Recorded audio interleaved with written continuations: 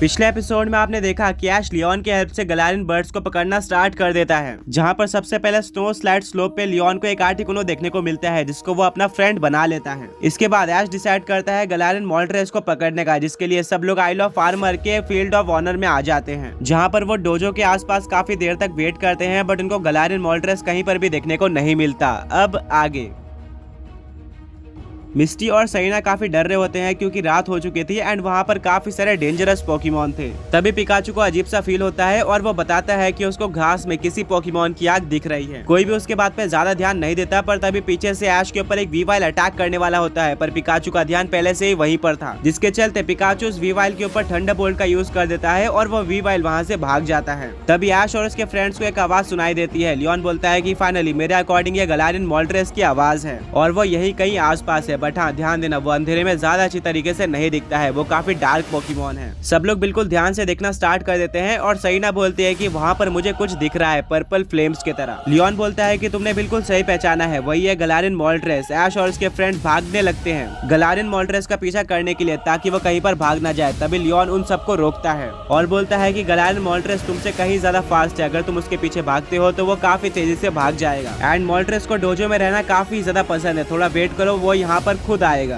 कुछ टाइम तक मॉल्ट्रेस वहीं पर ही उड़ता है और धीरे धीरे कर ऐश और उसके फ्रेंड्स की तरफ आना स्टार्ट कर देता है और वो डोजो में बैठ जाता है। तभी लियोन अपने हिडन पोकेमॉन यानी कि गलारियन आर्टिकुनो को बाहर निकालता है, जो कि गलारिन मॉल्ट्रेस को देख लेता है। वो गलारिन मॉल्ट्रेस के पास जाता है और कुछ टाइम बाद दोनों ही पोकेमॉन से एक दूसरे के साथ फ्रेंड बन जाते हैं। लियोन ने इस मिशन को काफी अच्छी तरीके से पूरा कर लिया था। ऐश और उसके फ्रेंड्स लियोन के स्किल को देखकर काफी शॉक हो गए थे क्योंकि उसने एक भी बैटल नहीं करी थी। लियोन ने सिर्फ और सिर्फ फ्रेंडशिप के पावर से दोनों पोकेमॉन्स को एक साथ कर लिया था। इसके बाद आर्टिकुनो सब कुछ बता देता है मॉल्ट्रेस को और मॉल्ट्रेस भी समझ जाता है, बट गलारिन मॉल्ट्रेस लियोन के पास आता है और कुछ बोलता है। ऐश और उसके फ्रेंड्स को कुछ भी समझ में नहीं आ रहा था। सब कुछ समझने के बाद लियोन बोलता है कि गलारिन मॉल्ट्रेस बोलना चाहता है कि वो ऐसे ही हमारे साथ नहीं चलेगा, वो भी एक लेजेंडरी पोकेमॉन है और तुम्हें प्रूव करना होगा कि तुम उसको कैच करने लायक हो, जिसके लिए तुम्हें उससे बैटल करनी होगी। इस बैटल में तुम्हें उसको डिफीट नहीं करना है, बट काफी अच्छी टक्कर देनी है, जिससे गलारिन मॉल्ट्रेस को पता चल सके कि तुम डिजर्विंग भी हो या फिर नहीं हो उस ट्रियो को कैच करने के लिए। ऐश बोलता है ठीक है मैं इसके लिए एग्री करता हूँ, बट गलारिन मॉल्ट्रेस को बोलो कि मेन बैटल बाद में ही होगी, जो कि पूरे ट्रियो के साथ होने वाली है। लियोन गलारिन मॉल्ट्रेस को बोल देता है और मॉल्ट्रेस एग्री कर लेता है। ये बैटल 1-on-1 होने वाली थी। गलारिन मॉल्ट्रेस ग्राउंड में आता है, वहीं पर दूसरी तरफ से ऐश भी अपना पोकेमॉन निकाल लेता है। ऐश ने डिसाइड कर लिया था कि वो कौन सा पोकेमॉन यूज करने वाला है। तभी ऐश का पिकाचू ऐश के हाथ में जो पोकेमॉन था उसको अपने टेल का यूज करके गिरा देता है और ग्राउंड में आ जाता है। ब्रॉक बोलता है कि शायद से पिकाचू बैटल करना चाहता है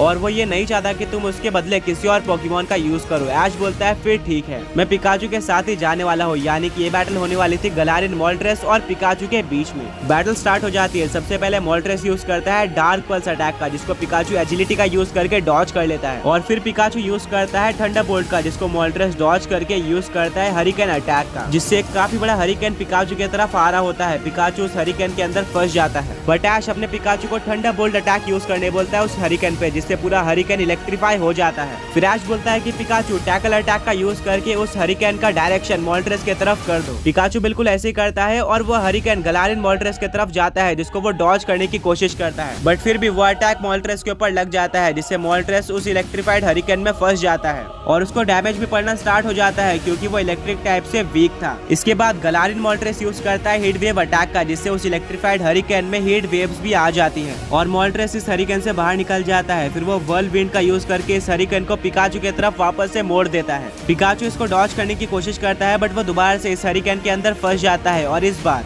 हरिकेन पहले से कहीं ज्यादा डेंजरस हो चुका था क्योंकि इसमें हीट वेव भी थी, साथ में ये इलेक्ट्रीफाइड भी हो चुका था, जिससे पिकाचू को काफी ज्यादा डैमेज पड़ता है एंड फाइनली वो हरिकेन खत्म हो जाता है। इसके बाद पिकाचू यूज करता है वोल्ट टैकल का, जिसको मॉल्ट्रेस डॉज कर लेता है और यूज करता है शैडो बॉल अटैक का, जो कि पिकाचू पर लग जाता है। वहीं पर इसके काउंटर में पिकाचू एक काफी स्ट्रॉन्ग थंडर का यूज करता है, जो कि सुपर इफेक्टिव था गलारिन मॉल्ट्रेस पर, जिससे गलारिन मॉल्ट्रेस को काफी डैमेज पड़ता है और अब ऐश अपने पिकाचू को इलेक्ट्रो बॉल यूज करने बोलता है। पिकाचू इलेक्ट्रो बॉल यूज करने ही वाला होता है, पर तभी बीच में लियोन आ जाता है और बोलता है बस इस बैटल को यहीं पर खत्म कर देते हैं, तुम्हें मॉल्ट्रेस को डिफीट नहीं करना था बल्कि उसको टक्कर देनी थी ताकि तुम प्रूफ कर पाओ कि तुम गलारियन बर्ड्स से बैटल करने के लिए, उनको डिफीट करने के लिए या फिर कैच करने के लिए डिजर्विंग हो। ऐश बोलता है ठीक है। गलारियन मोल्टस उड़ जाता है और वो काफी इंप्रेस होता है ऐश और पिकाचू के परफॉर्मेंस से। वो अब ऐश को चांस देने के लिए एग्री कर लेता है, जिसको सुनकर ऐश और उसके फ्रेंड्स काफी ज्यादा खुश हो जाते हैं। लियोन बोलता है कि ऐश तुम काफी ज्यादा लकी हो, क्योंकि गलारियन बर्ड्स जल्दी किसी और रीजन के इंसान पे भरोसा नहीं करते हैं। यहाँ तक कि गलार के लोग भी इनसे जल्दी फ्रेंडशिप नहीं बना पाते, बट इन्होंने तुम पर ट्रस्ट किया है।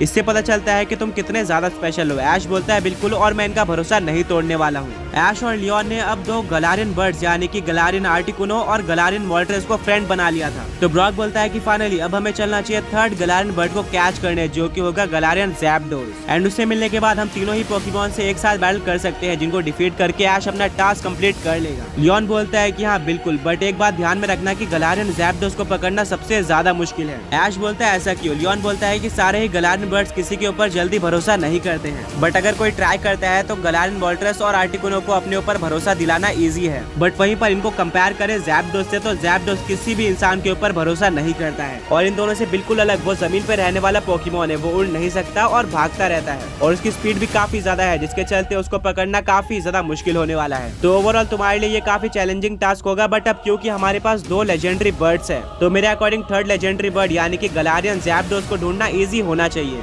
ऐश बोलता है फिर हमें 3rd गलारियन बर्ड को ढूंढना स्टार्ट कर देना चाहिए। लियोन बोलता है ठीक है, और वो अपने कॉर्विनाइट को बाहर निकालता है। वहीं पर ऐश भी अपने डियाल्गा को बाहर निकालता है। गलारियन मोल्टस और आर्टिकुनो उनके साथ ही रहते हैं। लियोन बोलता है कि इस लेटर के हिसाब से हमें किसी वाइल्ड एरिया में गलारियन ज़ैप्डोस देखने को मिलना चाहिए। बाकी दोनों बर्ड्स की तरह इसकी कोई एक पर्टिकुलर लोकेशन नहीं दी गई है, जिसके चलते इसको ढूंढना काफी मुश्किल होने वाला है। बट इसके लिए हमें सबसे पहले उस ट्री के पास जाना होगा जिसका स्केच इस लेटर में दिया गया है। सब लोग उस ट्री के पास पहुंच जाते हैं अपने फ्लाइंग टाइप पोकेमॉन्स का यूज करके, बट उनको आसपास कहीं पर भी गलारियन ज़ैप्डोस देखने को नहीं मिल रहा था। लियोन बोलता है कि हम सब एक बात तो भूल रहे हैं कि इस लेटर में ये भी लिखा हुआ है कि हमें यहाँ पर तब आना है जब सन अपने पीक पर हो, यानी कि यहाँ पर काफी ज्यादा धूप हो, यानी कि इनडायरेक्टली ये हमें बता रहा है कि दोपहर होनी चाहिए, बट अभी शाम हो रही है, जिसके चलते हमें कल तक वेट करना होगा। ऐश बोलता है क्या हमें फिर से वेट करना होगा? लियोन बोलता है कि हाँ, अगर हमें गलारियन बर्ड्स को पकड़ना है तो हमें पेशेंस रखना ही होगा, वरना हम उनको नहीं पकड़ पाएंगे। लियोन बोलता है कि अब क्योंकि ये कंफर्म हो चुका है कि गलारियन ज़ैप्डोस रात में तो नहीं आने वाला है, तो अब हम पोकेमॉन सेंटर में जाके अपनी पूरी रात सेफली बिता सकते हैं। ऐश बोलता है ये तो बिल्कुल परफेक्ट रहेगा। ऐश, उसके फ्रेंड्स और लियोन पोकेमॉन सेंटर पहुंच जाते हैं, जहाँ पर सबसे पहले वो अपने सारे पोकेमॉन्स को हील करवाते हैं और फिर पोकेमॉन सेंटर के एक रूम में पूरी रात रेस्ट करते हैं और अगले दिन सुबह हो जाती है।